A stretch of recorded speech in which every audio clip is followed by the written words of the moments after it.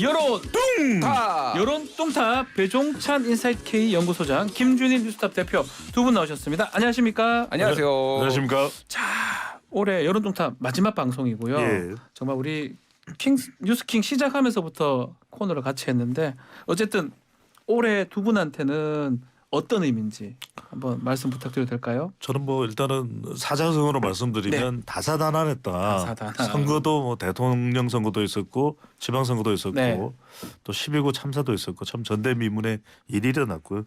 그렇지만 이제 또 고진감래다. 왜냐하면 고진감래. 이제 드디어 제가 뉴스킹을 하게 됐기 때문에 2022년은 네. 또 저에게 또 우리 김준일 대표님은 또 뭐 그렇게 생각하실 것 같은데 굉장히 뜻깊은 또 한 해이기도 했다. 어려움도 많았지만 뉴스킹. 네. 뉴스킹 말고 다른 방송도 많이 하고 있는 걸로 알고 있는데요. 예. 자, 김준일 대표님. 예, 뭐 사자성어로 예. 나라꼬리 뭐 이렇게 그렇게 할 수 있습니까? 예, 나라가 참 어지럽구나 뭐 이런 생각을 하고요. 사자성어로 또 감사하다. 예. 감사하다. 예. 예. 아 뉴스킹에 이렇게 저를 배종찬 소장님과 중용을 해주셔서 아. 또 이렇게 중요한 코너를 맡게 돼서 좀 전까지 다른 어떤 목동의 방송국에 있다고 하셨는데 네. 하여튼 두 분을 저는 저희 네. 뉴스킹은 사랑합니다. 여론 뚱탑 아주 영원히 오래가는 코너가 됐으면 여기 좋겠고요. 우리 네. 뉴스킹이 뒷조사가 있군요. 아닙니다. 네. 다 우리 또 청취하시는 분들이 글을 주세요. 아, 네. 거기서 넘어온 것 같다 이렇게 글을 네. 주십니다. 너무너무 감사드리고요. 자, 여론 뚱탑 오늘은 지난 1년간의 주요 정치 현안 데이터로 분석해보는 특별한 시간을 한번 가져보겠습니다. 지금 얘기했지만 뭐 올해 네. 가장 큰 이슈는 역시 대선입니다. 그렇습니다. 네.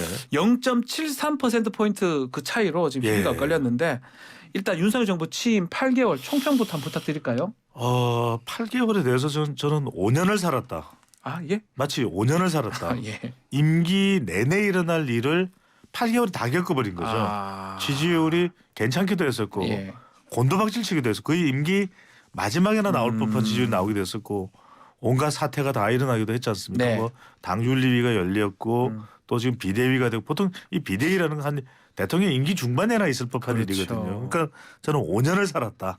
그래서 지금 한국 갤럽 기준으로 쭉 이제 한번 설명을 짚어보면 여러분들도 네.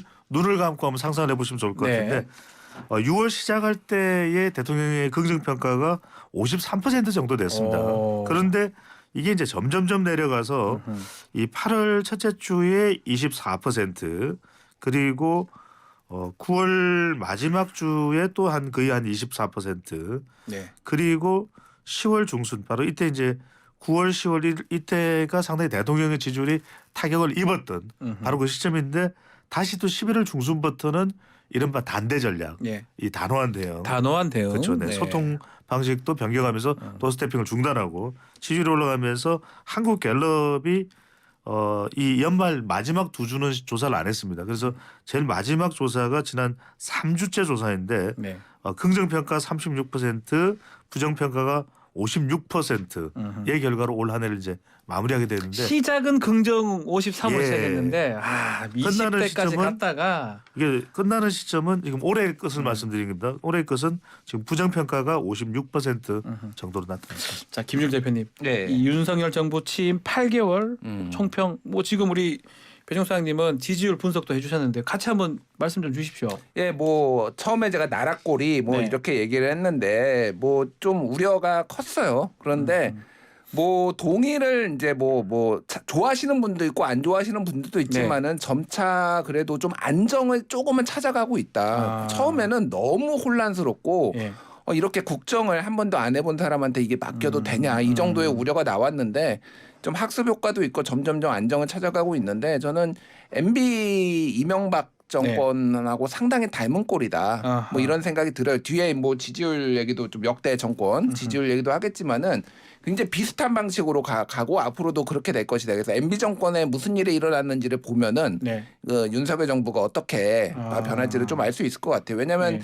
역대 정부 중에서 이렇게 초반에 지지율이 이렇게 하락한 사례가 이명박 정부가 거의 유일하거든요. 그때 광우병 사태 광우병 사태 때문에 거의 유일해요. 그 다음에 그거를 수습하는 방식, 네. 보수층 결집이라든지 이런 거를 거의 답습하고 있다. 뭐 이렇게 평가하겠습니다. 알겠습니다. 지금 얘기했던 것처럼 시작은 50대 이상이었는데 네. 중간에 20대까지 떨어진 적도 있었고요. 최근 보면 그래도 뭐 일부 조사에서는 40대로 회복되는 것도 있어요. 그렇습니다. 이제 자동응답 조사에서는 네. 40%대 한 중반까지 나온 가는 조사가 조사도 있거든요. 있어요. 그래서 뭐 지금 또 윤석열 대통령을 응원하는 분들도 우리 방송 들을 수 있으니까. 그렇죠. 예. 아니 이게 무슨 말이냐. 내가 알기로는 40%대 중반의 조사가 나왔는데 배종찬 소장은 그것도 소개를 안 해주냐 그러는데 제가 소개를 안 해드리는 게 아니라 한국 갤럽 조사 기준으로 자체 조사 기준으로는 마지막 조사가 긍정이 36%였는데 지금 자동응답 조사는 대체로 이제 40%대에 안착하는 결과로 나타나고 있습니다. 이게 이제 아까 말씀드렸던 지난 대선에서의 48.56% 네. 이른바 윤찍 지지층 윤석열 대통령에 투표했던 그 보수 지지층들을 이제 결집해가고 있는데 역대 대통령하고 비교하면 여기저기 차이가 많이 납니다. 약합니까? 예, 역대 대통령이 이명박 전 대통령 방금 전에 이제 김준일 대표께서 네. 말씀하셨던 대로 대통령 임기 2분기 때 있었던 광우병 사태가 상당히 큰 지지율에 타격을 끼쳤는데 지금 네. 사면은 복구는 됐죠. 예. 근데 역대 대통령이 이 50% 이상이었습니다. 이 이명박 전 대통령을 제외하고는. 근데 윤석열 대통령도 지금 2분기입니다. 2분기니까 3개월 나눠 보면은 지금 아주 최근에 올라간 결과는 반영이 안 됐습니다. 평균 지지율이 갤럽 기준으로는 지금 29%다 정도 나오는데 역대 대통령이 김대중 전 대통령도 60%가 넘었고 김영삼 전 대통령이 83% 나왔다면 조금 더 아직도 이제 역대 대통령과 비교를 해보면 지지율을 더 끌어올려야 될 그런 과제와 숙제가 있다 이렇게 봐야 되겠죠. 자, 지금 이 정부의 특색을 보면 뭐 시작할 때도 공정과 상식, 또 법치가 아마 특색으로 봐야 될 것 같은데 또 한편으로는 또 야당이나 이런 데서는 검찰 정부 아니냐. 그래서 협치보다는 그냥 독단으로 간다. 검찰로 간다. 이런 평가들이 좀 많은 것 같습니다. 그러니까 제가 이제 이명박 정부를 좀 봐야 될 필요가 네. 있다라고 말씀드린 거를 조금 더 요런 보충해서 부분인가요? 설명하면서 예. 이제 얘기를 드릴게요. 예.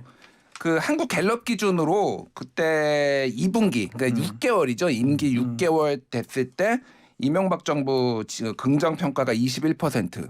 그리고 윤석열 정부가 29%. 29%. 나머지는 뭐 김영삼 83 긍정, 박근혜 51, 문재인 75. 그래서 진짜 아까 전에 말씀드렸듯이 이런 사례가 이명박 정부밖에 없어요. 근데 이명박 정부가 언제 어떻게 수습을 했냐라고 하냐면은 일단은 이제 광우병의 그 국면에 벗어난 다음에 하나가 이제 언론에 대해서 대대적으로 이제 좀 압박을 하기 시작합니다. 네. 그래서 이제 사장 뭐 공영방송 사장들 교체하고 정현주 사장 뭐 이제 KBS 뭐 이제 뭐 배임이다 그래가 결국 무죄 받았어요 그거.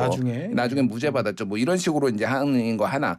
그리고 또 하나는 이제 보수층 결집. 이게 정권이 이렇게 되면은 굉장히 흔들린다라고 하면서 일종의 신공안 정국 같이 이제 뭐 가기 시작한 거예요. 그래서 어저께 대통령실에 이제 뭐 발표한 게 시민단체에 이제 돈이 뭐 그 보조금이 회계 관련해서요. 예, 이권 카르텔이다 회계 이제 뭐 물론 이제 잘못 쓰인 데가 있겠죠 분명히 그런 것들은 바로 잡는 거는 뭐 긍정적인데 이게 대통령실까지 나서서 이렇게 하는 것들이 이명박 정부 때도 그랬어요. 네. 시민사회단체에 대한 보조금이 확 줄었습니다. 왜 그랬냐면은 그때 광우병 집회에 나왔던 단체들 상당수가 그 보조금을 받는 데다 이거는 문제가 있다. 반정부 단체한테 왜 주느냐라고 하면서 확 줄였거든요. 그거 대자부에 그러니까 지금 인식이 전체적으로 언론 그리고 이를테면 노조 그리고 시민사회단체 여기는 다 적대적인 데니까 돈 다 잘라 이런 방식으로 이제 가면서 그리고 이제 수사들이 이제 전 정부에 대한 수사대에서 그때 노무현 대통령에 대한 수사 확대하고 했었죠. 그래서 결국 이제 불행한 사태까지 벌어졌는데 이게 거의 판박이라는 거의 거죠. 똑같다는 거예요? 거의 똑같아요. 예, 제가 뭐 설명드린 거가 뭐 대체 뭐 납득을 하시는 수긍하시는 분들이 많을 거예요. 그런 식으로 이제 위기 탈출을 했거든요. 네. 그러니까 일종의 정권 차원에서 뭐 위기 탈출인데 이렇게 되면 말씀하셨다시피 협치 뭐 이런 것들은 상당히 이제 어려워질 수밖에 없다라는 건데 그때랑 다른 게 하나가 있어요. 다른 게 있을까요? 예, 뭐죠? 그때는 정부 여당이 다수당이었는데 지금은 민주당이 다수당입니다. 압도적 다수당이에요. 또. 예, 그러니까 민주당이. 이게 뭐 하나 또 안 뜻대로 안 되는 것들이 너무 많은 아. 거예요. 그래서 국정 난맥상은 더 심화될 수밖에 심화될 없다. 것이다. 이제 예. 뭐 이렇게 평가를 할 수밖에 없을 것 같아요. 자, 이 와중에 최근에 이제 국민 통합을 하겠다라면서 사면을 했는데요. MB도 지금 말했던 MB도 사면을 하고 그래서 이게 국민 통합으로 뭐 대통령실에서는 얘기를 하고 있지만 그렇게 평가될 수 있을까요? 이렇게 여론상으로만 놓고 보면은 네. 이건 뭐 폄하하는 건 아닙니다만 네. 국민 통합보다는 국민 절망. 아, 왜냐하면 예. 정치인 사면은 하지 말라는 게 대체적인 국민들의 판단입니다. 네. 왜 정치인들이 저질러 놓은 일을 그 뒤를 이게 처리해 주는 것까지 또 정치가 해야 되느냐? 왜 사법부는 만인에게 공정하지 못하냐? 네. 이런 여론이 들끓을 수밖에 없는 것이거든요. 그러다 보니까 지금 사면이 사면 초과다. 뭐 이런 얘기도 나오고 있고. 예. 그다음에 지금 이 사면에 대해서 왜냐하면은 지금 정치인 특별 사면에 대해서 부정적 여론이 높은데 이번에 우리가 주목했던 것은 이명박 전 대통령과 김경수 전 지사였는데 정작 내용을 보니까 국정농단 박근혜 네. 정권의 국정농단에 관련됐던 인물들이 대거 사면이 됐어요. 싹 다 나왔어요. 이게 말이 되냐? 그럼 이 사람들이 당장 후내년에 있을 선거도 출마할 수 있거든요. 그렇죠. 그럼 복권되니까요. 예. 이게 뭐 말이 되냐? 아하. 그런데 이제 이것을 이제 공정성이나 정치 통합으로 이야기하려면은 김경수 전 지사를 그래도 복권이라도 했더라면 뭐 그런 의미가 있겠네. 물론 이제 김경수 전 지사의 사면에 대해서도 부정 여론이 높습니다. 네. 그런데 이제 김경수 전 지사는 왜 복권을 시켜주지 않았을까? 일종의 김경수 포비아도 있었고 김경수에 대한 두려움과 두려움? 공포증도 네. 있겠죠. 국민의힘. 하지만 한편으로는 뭔가 다른 의미가 담겨 있는 거 아닌가? 김경수 전 지사가 좀 친문을 대표하는 네. 정치적 영향력을 발휘할 수 있기 때문에 이제 팔다리를 꽁꽁 묶어두는 거죠. 그러면 총선 2026년에 지방선거 27년에 대선에도 못 나가니까 오히려 이게 일종의 민주당 내에서는 굉장히 곤혹스러울 수 있다. 네. 이런 상황이 되거든요. 여론 부담이 분명히 있었어요. MB 사면은 국민들이 많은 수가 반대를 했던 것 같은데 그 지금 드러난 거 보면 진짜 말했던 국정농단 분들 싹 다 지금 복권되는 모양새거든요. 그럼에도 불구하고 이렇게 사면을 했던 이유가 뭘까요? 그러니까 아까 전 말씀드렸듯이 이제 보수층 결집이에요. 아. 이거는 그러니까 정권 자체가 흔들릴 수 있다. 최소한 이제 집토끼라도 잡아야 된다. 집토끼용이군요. 이거는. 예, 이건 네. 잡아야 된다라는 건데 배종장 소장님 말씀하셨지만은 저는 역대 사면 중에서 이렇게 조금 납득이 안 되는 사면이 있었나 그런 생각이 들어요. 네. 그러니까 뭐 예전 정부에도 어떤 정부든 사면을 하면은 논란은 있었죠. 네. 반대도 있었고 뭐 예를 들면은 이건희 회장만 한 명만 사면한 적도 그렇죠. 있어요. 있었죠. 예, 예, 그러니까 맞아요. 경제 발전 뭐 납득은 안 되지만은 그래도 뭐 그럴 수도 있다 뭐 이런 생각도 들었는데 이번에는 말씀하셨다시피 모든 국정농단 세력 근데 이거를 그러니까 세력들이 다 이제 복귀를 했는데 복권되거나 사면됐는데 네. 나는 한동훈 장관의 말이 너무 눈에 띄더라고요. 어떤 부분인가요? 한동훈 장관이 이렇게 설명을 했어요. 국정 수행 과정에서 당시 직무 직책에 관련해 잘못된 관행에 따라 불법 행위를 저질러 법의 심판을 받은 주요 공직자 66명을 다시 국가 발전에 기여할 수 있는 기회를 부여했다라고 했어요. 자, 잘못된 관행. 네. 국정농단 예를 들면 국정원 댓글 사건 조작, 네. 국정원 뇌물 사건 이게 직무상 그냥 잘못된 관행.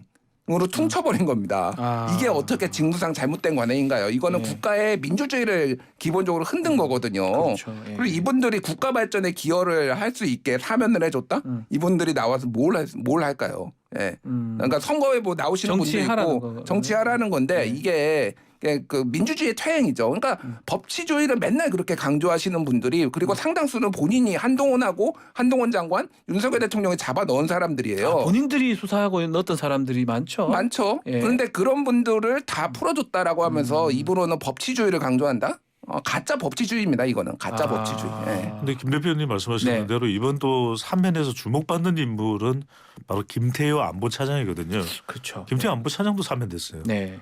근데 이게 현직을 사면시켜주는 경우는 극히 드문 경우이고 이게 법적으로 어떤 의미가 있는지는 모르겠는데 이른바 이제 빨간 줄이 쳐져 있거든요. 네. 그걸 이제 지워준 겁니다. 두 달 만이라고 하던데요. 대법원 확정 그래서 판결 이게 2달 만에. 예. 적어도 이게 이번에 제가 알기로는 김준일 대표님 그렇죠. 이번에 대거 생계형 일반인 사면은 없었죠. 없었습니다. 근데 예. 보통은 우리가 연말 사면에 또 신년 특사의 특징은 뭐냐면 생계형 사면이 대거 적용되거든요. 왜냐하면 해가 바뀌는데 운전면허증을 다시 복귀할 수 없으면 이건 생계에 뭐 1.5톤 봉고 트럭 운전하시는 분들은 그렇죠. 굉장히 힘들 수밖에 없거든요. 예. 그런데 그 사면은 없었는데 현직에 바로 대통령실에 있는 안보실에 있는 현직 차장 고위급 공무원이거든요. 빨간 줄을 지워줬어요. 그렇죠. 이걸 어떻게 그래서 지금 나오는 얘기가 김태호 차장이니까 김태호 차장 사면 대효 뭐 이렇게 이야기가 뭐요? 아니 뭐 아, 기담한테 예. 치지 마세요. 사면 대효? 그래서, 예. 그래서 이거 좀 너무했다라는 너무한 거 반응이 나오고 아니냐. 있는 거죠. 예. 예. 자, 또 지금 그 사면도 사면이지만 최근에 지금 연말에 또 연초까지 계속 이어질 것 같은데 안보 관련된 뉴스가 계속 나올 것 같아요. 특히 무인기 지금 와서 대응하는 걸 보고 정말 다른 많은 얘기가 나오고 있는데 특히 좀 보수 정권은 예를 들어서 안보에 유능하다는 좀 그런 얘기가 있잖아요.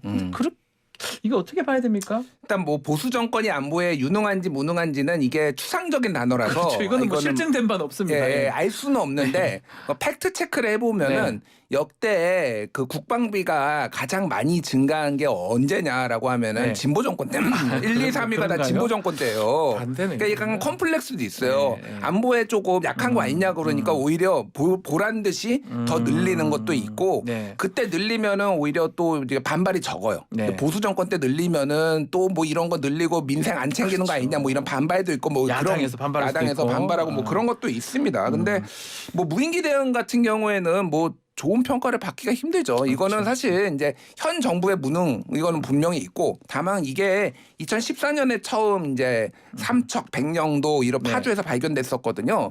그러면은 박근혜 정부 때부터 시작이 된 거고 또 2017년 6월에 인제에서 그 성주 사드기지 촬영한 것이 발견됐죠. 인제 네. 야산에서 발견됐죠. 그럼 문재인 정권 때거든요. 그러면 제대로 지금 훈련을 못한 뭐 이런 부분들에 대해서도 사실 진보 보수할 거 없이 다 좀 어느 정도는 책임을 져야 되는 부분은 있어요. 네. 다만 이거를 윤석열 대통령께서 또 경로하셨더라고요. 화가 어제 나죠. 예, 네. 국방부 장관한테 경로하셨는데 윤 대통령은 본인이 불리하면 항상 경로를 하세요. 왜 그렇게 경로를 하시는? 본인이 책임져야 되는데 약간 유체이탈처럼 맨날 화만 내시고 이러고. 왜냐하면 지금 그 예. 말씀이죠. 국군 통수권자가 대통령이니까. 예. 그러니까 본인 책임인데 화를 낼 게 아니다 이 말씀인가요? 아, 그렇죠. 물론 뭐 화를 낼 수도 있어요. 네. 낼 수도 있는데 꼭 불리할 때는 꼭 화를 확 내시면서 밑에 사람 탓만 하시는데 네. 좀 책임은 지셨으면 좋겠어요. 이런 부분은. 이런 무인기 대응 앞으로 네. 그냥 쉽게 끝날 것 같지 않은데 악재가 될까요? 호재가 될까요? 어떻게 보십니까? 뭐 호재가 될 수는 없겠죠. 그러니까 없다. 악재가 되는 예. 이유는 뭐냐면 이제 윤석열 대통령 지지율에 영향을 줄 수가 있다. 왜 보수 안보 지지층들을 결집해 나가고 있었는데 네. 단호한 대응을 통해서 북한에 단호한 대응을 했는데 정작 무인 정찰기를 못 막았다. 게다가 병공격기인 F-1은 지금 추락하기까지 했거든요. 네. 그러다 보니까 이걸 어떻게 잡아야 되느냐.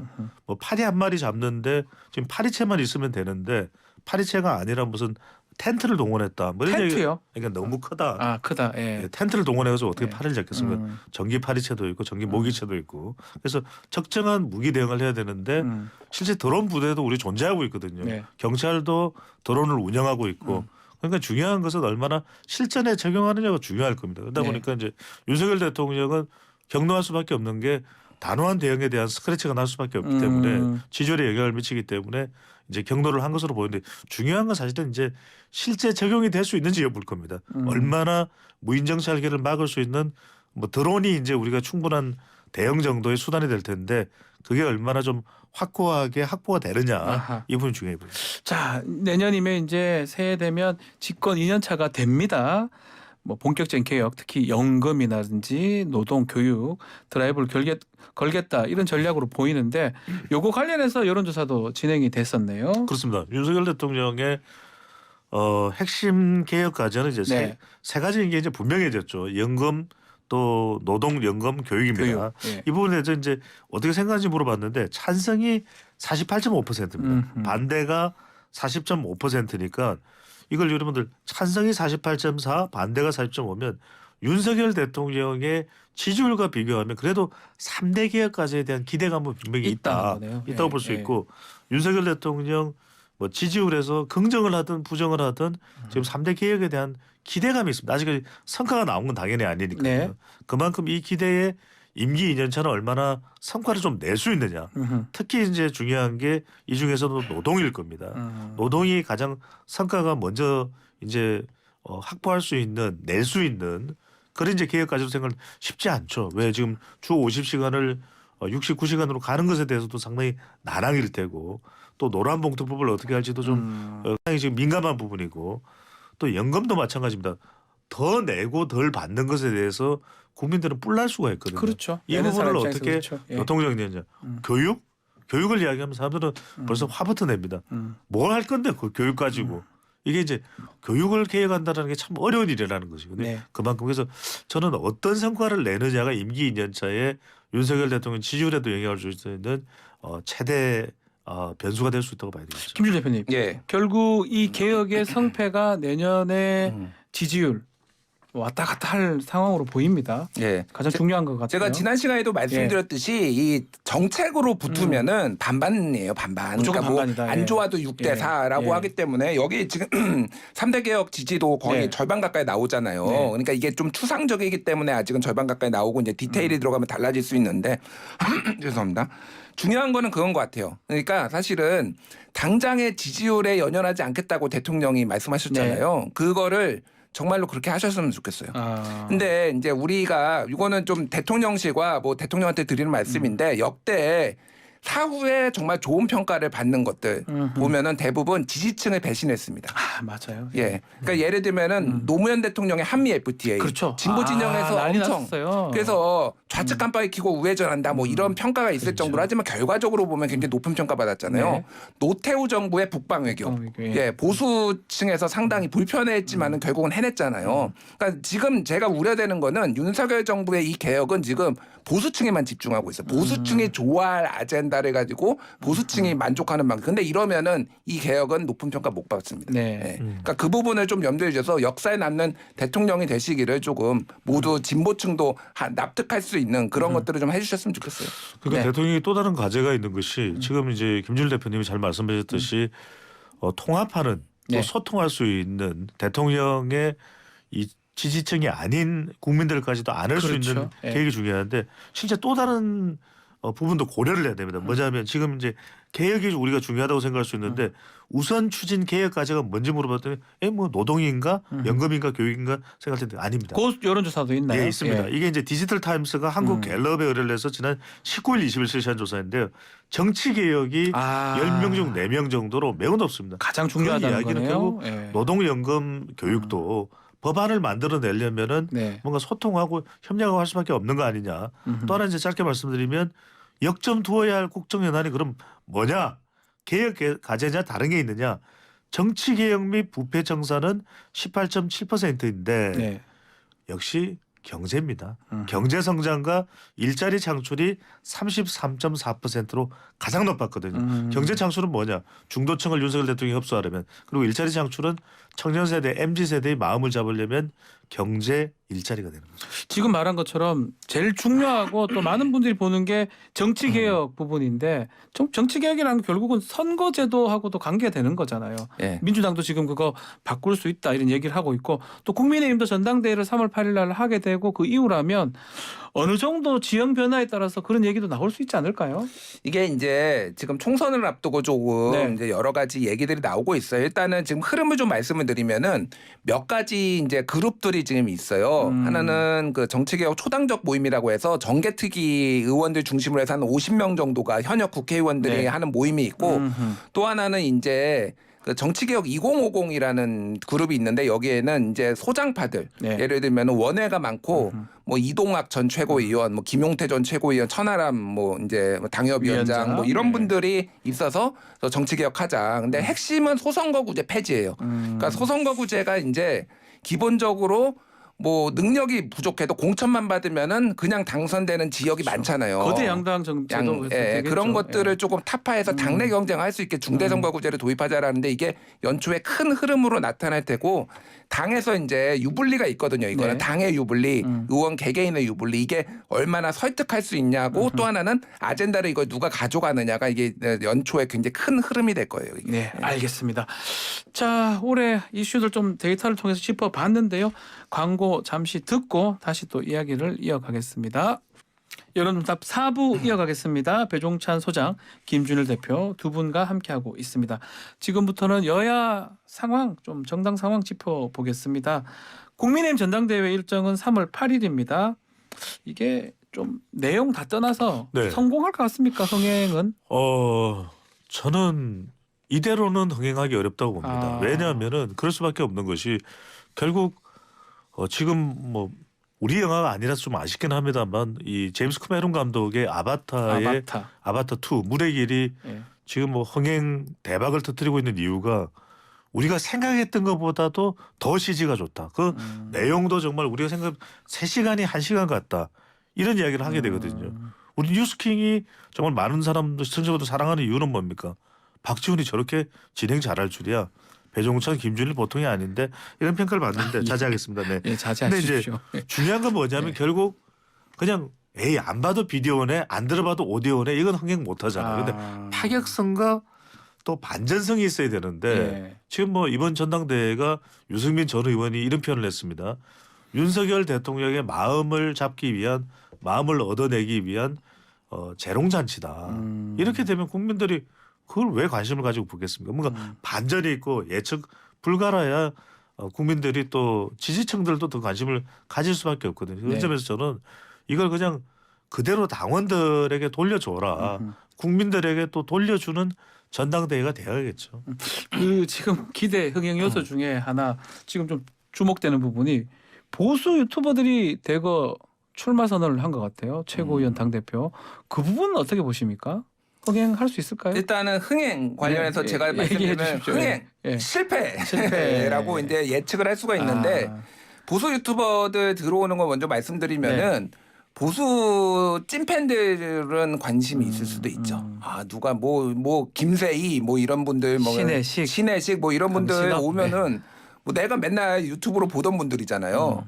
근데 나머지는 사실 잘 모릅니다. 모르거나 관심이 없어요. 뭐 신의 한 수가 뭐든 뭔 상관입니까? 보수 짠모이들은 좋아하겠죠. 뭐 이분들이 올라가나 안 올라가나 막 흥해야 될 텐데 이분들은 그리고 컷오프 될 가능성이 저는 상당히 높다고 봐요. 컷오프 될 것이다. 애시당초 거기까지 올라가기 힘들다라고 보고 흥행이 되려면 한 3가지 정도가 보통 충족이 돼야 돼요. 하나는 바람. 뭐 옛날에 지난번에 이준석 바람 불듯이 뭔가 막 바람 막 쫙 불면은 사람들의 관심이 쫙 쏠리거든요. 네. 또 하나는 구도 치열해야 됩니다. 경쟁이. 그리고 3번째는 아젠다. 여기에 뭔가 새로운 비전 내용이 있어야 되는데 지금 3개 다 사실은 약간 좀 애매해요. 일단은 바람은 지금 누가 불지 사실 잘 모르겠어요. 지금은 그리고 아직은 모릅니다. 지금 나경원 있으니까. 의원 안 나올 가능성 얘기 나오고 있고 유승민 의원도 반반인데 안 나올 가능성까지 점쳐지고 있어요. 그러면은 대개 구도 자체도 되게 조금 그냥 구태의연할 가능성 바람도 그렇고 아젠다가 제 문제예요. 비전 윤심입니다. 윤심을 놓고 지금 경쟁하는 이게 흥행이 되기가 쉽지 않을 것 같아요. 쉽진 않을 그러니까 이게 보수들의 이제 진짜 당원들의 잔치로 끝날 가능성이 매우 높다. 저는 그렇게 보고 있습니다. 그러니까 이게 지금 뭐 흥행은 어떤지는 모르겠지만 우리가 꼭 흥행하지 않는 결과적으로 이벤트라도 그 과정에서는 굉장히 크게 관심을 모으는 경우가 있거든요. 네. 이게 이제 윤석열 대통령 마음 쟁탈전이다. 윤심 전당대회다. 이런 이야기가 나오다 보니까 심지어는 수도권에 윤상현 의원도 사선인가요? 중진이죠. 네, 그런 중진이죠. 이야기를 네. 합니다. 지금 수도권이 중요하지 영남에 다 그냥 뭐 그대로 있어도 별로 선거운동 안 해도 당선됐던 중진들 아니냐. 뭐 김기현 의원을 겨냥했을 수도 있고요. 근데 자신은 정말 인천에서 당선되기 얼마나 어렵냐. 그런데 나를 선택해줘야 된다. 이런 이야기를 하고 있거든요. 네. 윤상현 의원. 또 이제 이런 뭐 우스갯소리도 합니다. 윤심쟁탈전인데 윤상현 의원 내가 윤심이다. 윤윤으로 와라. 성이 같으니까. 이게 뭐냐면 뭔가 정책 경쟁이 되고 정당이 어떻게 변하겠다. 아까 말씀하셨던 대로 그 선거제도를 개혁하겠다. 그게 뭐 집권 여당인 국민의힘이 앞장서겠다. 중대선거구제로 가겠다. 석패율제를 도입하겠다. 이게 아니거든요. 네. 그러니까 오로지 처음부터 기성전 윤심, 기성전 윤석열 대통령 이런 식이 돼버리거든요. 그러다 보니까 오늘 또 지금 보도된 게 보면 김기현 또 의원 부부가 관저에 또 방문을 했더라고요. 그래서 뭐 그건 뭐 교회 뭐 장로 자격으로 갔다고 하긴 하는데 그걸 떠나서 결국 윤심이 가장 중요한 아젠다 같은 생각이 들기도 해요. 그러니까요. 예. 제가 뭐 잘 설명해 주셨는데, 그러니까 윤심을 갖는 거가 제일 중요한 아젠다가 되면은, 그러니까 원래 이 총선 임기 중반의 총선이라는 거는 중간 평가 성격이 그렇죠. 굉장히 강한데 역대 중간 평가를 받아가지고 잘 된 경우가 많지가 않아요.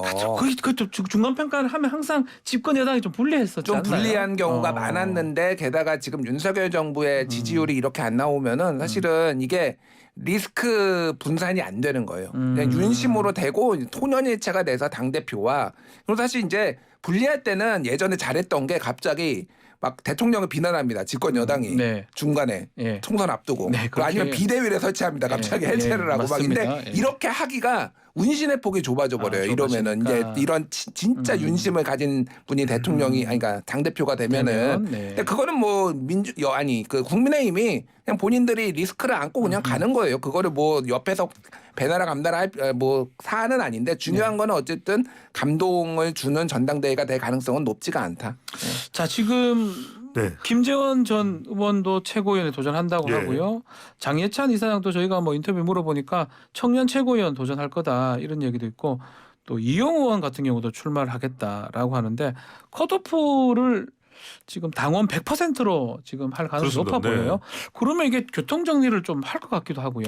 교통 정리가 지금 일단 전당대회 예. 룰 속에 다 내용이 반영돼 있죠. 왜냐하면 일자 컷오프를 당원들이 하니까 당원들이 누구의 영향을 많이 받느냐가 핵심인데 지금 전당대회 룰을 당원 100%로 바꾼 이유는 예. 윤심이 가장 효과적으로 잘 작동되도록 하는 구조가 룰이 기준이 이것이다라고 판단을 했던 것 같아요. 예. 당 지도부에서 정진석 비대위원장의 지금 3월 8일까지의 역할은 3월 9일까지인가 아마 정진석 비대위원장이 임길 그렇죠. 겁니다. 그렇죠. 그렇다면 최대한 친윤 윤핵관 당대표가 등장을 해서 대통령을 보좌해라. 이게 이제 정진석 비대위원장의 복심일 텐데 그러면 그대로 갈 가능성이 상당히 높은 거죠. 그러니까 네. 지금도 보면은 전당대회에서 유승민 전 의원이 지금 여론조사상으로는 전체 응답자에서 상당히 높은 지지율이 나옵니다. 네. 그런데 결선 투표를 올라가더라도 친윤 단일 후보가 될 텐데 그렇게 되면 상당히 어려워질 수밖에 없는 것이고 지금도 보면은 나오는 후보들을 유승민 전 의원 정도만 제외하면 다 사실상 친윤이에요. 그러니까 이게 그렇죠. 예. 친윤 내에서 컷오프를 하든 속아내든 결국 남는 사람도 친윤인데 가장 큰 문제는 뭐냐? 지금 이렇게 되면 공평성, 이 공정성 이야기가 또 시비가 또 나올 수밖에 없는 것이 만에 하나 김기현 의원 쪽으로 윤심이 기울었다가 돼버리면 지금 계속 그런 보도가 아니, 한두 개 나오니까요. 그러면 예. 윤석열 대통령도 관저로 오지 말라 그래야 되죠. 왜냐하면 다른 후보들은 뭐가 되는 겁니까? 그러면은 왜 윤상현 의원이나 안철수 의원은 나경원 전 의원은 아니 우리는 관저 언제 가요? 이렇게 얘기할 수밖에 없고 김기현 의원이 지난번에 3시간 만찬을 했거든요. 그렇죠. 그럼 다른 의원들은 3시간 1분이라도 해야 돼요. 그럼 윤석열 대통령 잠도 못 자요. 계속 만찬 많이 돼요. 그러니까 이게 예. 관절 정치가 되면 안 되고 관절 정치가 돼야 되겠죠. 뭐죠? 다시 또 그게 뭐 만들어낸 겁니까? 구체적인 설명을 안 하겠습니다. 관절 정치요? 네네. 뭔지 모르겠습니다. 예. 알겠습니다. 윤심 얘기까지 했고요. 민주당 상황도 한번 좀 살펴보면 지금 이재명 대표는 1월달 초순에 10월 10일 뭐 12일 그쯤에 검찰 수사 가겠다 얘기를 하고 있는 것 같고 김경수 지사가 지금 복권 안 됐지만 지금 나와 있습니다.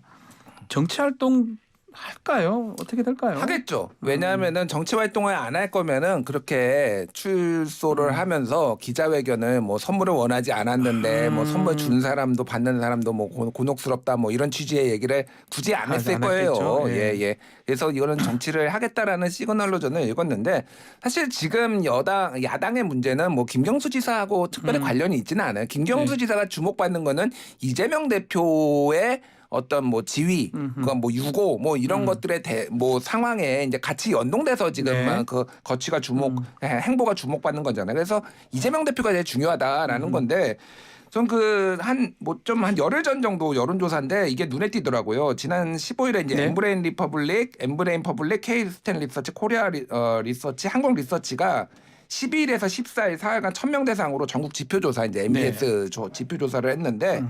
이때 대통령 그 긍정평가 34, 부정평가 56이었거든요. 네. 근데 이재명 대표에 대한 직무수행도 물어봤어요. 긍정 36, 부정 51. 그러니까 큰 차이가 없네요. 윤 대통령과 네. 이재명 대표에 대한 같이 평가가 가네요. 네. 거의 비슷해요 지금. 같이 가는 큰 모양새네요. 틀에서 네. 차이가 없습니다. 네. 그러니까 그 정도로 지금 야당 특히 이재명 대표에 대한 평가가 박해요. 이거 근데 사실 국민의힘이 믿는 게 이거였어요. 그러니까 그 수사 계속 받으면은 이제 수사 리스크로 이제 수렁에 빠질 거다라고 하는 게 현실화되고 있는데 이거를 탈출하는 방법이 적절치 않아요. 이제 마땅치가 않은 인고 그 검사 얼굴 공개하고 명단 공개하는 명단 거. 공개하고 뭐 이게 이 수렁에서 나올 만한 해법은 아니거든요. 사실은 그러니까. 어떻게 보면 그 네. 프레임을 더 강화하는 거예요. 그래서 당이 좀 답답한 형국이기는 한데 잘못된 해법을 계속 내고 있는 게 지금 굉장히 난맥상으로 지금 가고 있지 않나 그렇게 네. 보여집니다. 네. 이게 이재명 대표의 딜레마라고 봐야 되겠죠. 일종의 동전의 양면입니다. 그러니까 이제 검사의 명단을 공개하고 얼굴 사진을 이제 공개하는 것이 지지층 결집에는 분명히 도움이 될 겁니다. 네. 그래서 지금 사법 이 의혹에 대해서도 위협에 대해서도 위기에 대해서도 뭐 당과 또 지지층과 공동 대응을 한다 이런 차원에서는 결집이 될 수 있을지 모르지만 문제는 뭐냐면 민주당 지지율에 미치는 영향이거든요. 네. 이렇게 되면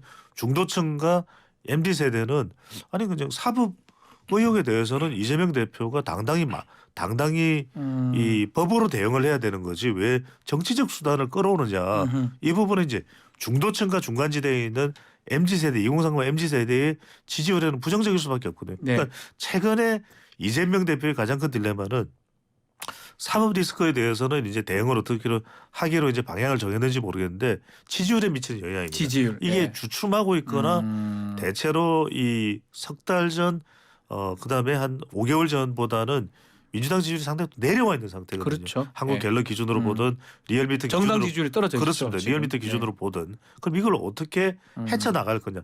지지율이 더 내려가게 되면 분명히 당 내에서는 뭐 조홍천, 김희영 전 최고위원 또 이원욱, 김종민 누가 됐든 간에 더 좀 반발의 목소리가 박영선 전 의원이 나올 수밖에 없다는 거죠. 아하, 알겠습니다.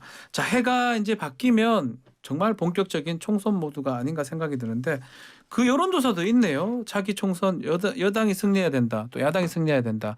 그 여론조사도 한번 그렇습니다. 소개를 좀 해주십시오. 네, 한국갤럽이 디지털타임스 아까 말씀드렸죠. 19일, 20일 실시한 조사인데요. 이 조사에서 총선에는 여당이 승리해야 된다고 보느냐 아니면 야당이 승리해야 된다고 보느냐라는 질문을 했는데요. 예. 현 정부를 지원하기 위해서 여당 후보가 많이 당선돼야 된다는 답변이 41.4%로 나타났고요. 현 정부를 견제하기 위해 야당 후보가 많이 당선돼야 한다가 52%. 그러니까 지금 야당 후보가 당선돼야 된다라는 것이 정권 견제가 더 높게 나타났거든요. 이건 윤석열 대통령이 주는 과제가 있습니다. 네. 그러면 이걸 어떻게 극복해 나갈 그러니까요. 것이냐. 2023년에 중요할 테고 국민의힘도 전당대회를 비롯해서 국민 여론을 상당히 또 신경 쓰고 감안할 수밖에 없다. 이게 이제 국민의힘이 그냥 이대로만 가면 괜찮겠지. 이재명 대표를 수사하고 검찰에서 소환하고 뭐 체포하는 뭐 그런 또 상황이 있다면 우리는 이긴 거겠지라고 생각해서는 안 된다는 것일 테고 민주당도 마찬가지입니다. 여기 보면 야당 후보가 당선돼야 된다가 52%인데 이 조사에서 더불어민주당 지지율이 이렇게 안 나와요. 네. 그 이야기는 야당을 지금 지지를 하는데 그게 민주당이 아니다. 민주당이 안 간다는 거죠. 거죠. 이게 지금 더불어민주당과 이재명 대표의 딜레마입니다. 그러니까 그 숙제 같은데 결국은 뭐 중간적인 선거이기 때문에 정권 견제론으로 많이 갈 것 같은데 실제 지표도 보면 정권 견제로 지금 많이 보는 것 같아요. 네. 이게 쭉 그렇게 연결이 되면 내후년 선거까지 그래 될 가능성이 있는 거잖아요. 그러니까 민주당의 좀 조언 아까 네. 대통령한테도 조언을 드렸으니까 민주당의 조언을 하자면은 민주당도 국민들이 보기에는 기득권이거든요. 그렇죠. 기득권이면 그 기득권을 내려놓는 작업들을 지금 시작을 해야 된다. 뭐 예를 들면은 뭐 여러 가지가 있잖아요. 뭐 불체포 특권이라든지 아니면은 뭐 여러 가지 이제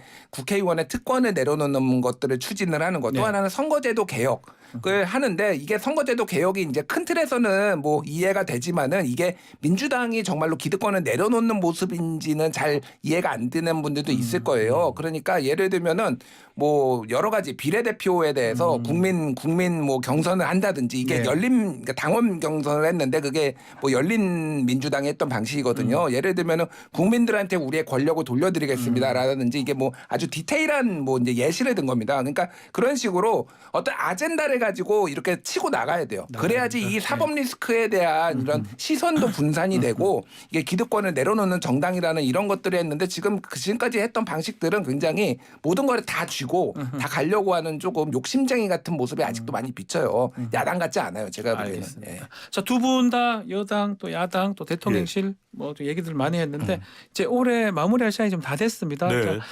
정치권에 하고 싶은 말씀 좀 해주시면 좋을 것 같아요. 지금 출근하면서 우리 방송 들으시는 네. 또 애청자분들 많으실 텐데 저는 그냥 이 말씀으로 대신하겠습니다. 밥값 좀 해라.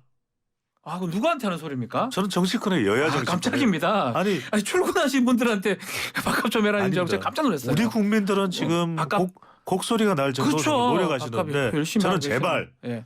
공무원들도 그렇고 여야 정치인도 그렇고 월급 다 받잖아요. 네. 국민 세금을 밥값 좀 해라. 예. 그 정치권에 하는 소리입니다. 이거는 혹시나 오해하지 마십시오. 예. 저는 김준일 대표님. 예, 반대편의 목소리에 귀를 기울여라. 예, 그러니까 보수 참칭 패널, 진보 참칭 패널한테도 귀를 기울일 필요가 있어요. 왜냐하면 예. 그분들이 인기가 있는 이유가 있거든요. 제가 뭐 누구를 특정하지 않겠습니다. 예, 예. 그게 여론이고 민심인데 계속 우리 얘기만 들으려고 하고 막 강성들, 뭐 극우들 막 이렇게 막 들으려고 하면은 망합니다. 어느 정당이든 네. 좀 열려 있게 조금 뭐 수박이라고 공격 좀 하지 마시고 수박 얘기도 듣고 네. 보수 참칭 얘기도 보수 듣고 참칭 패널 얘기도 예, 좀 듣고. 골고루 역을 그러면은 그 당은 성공할 겁니다. 성공할 수 있을 것이다. 수박이 맛있잖아요.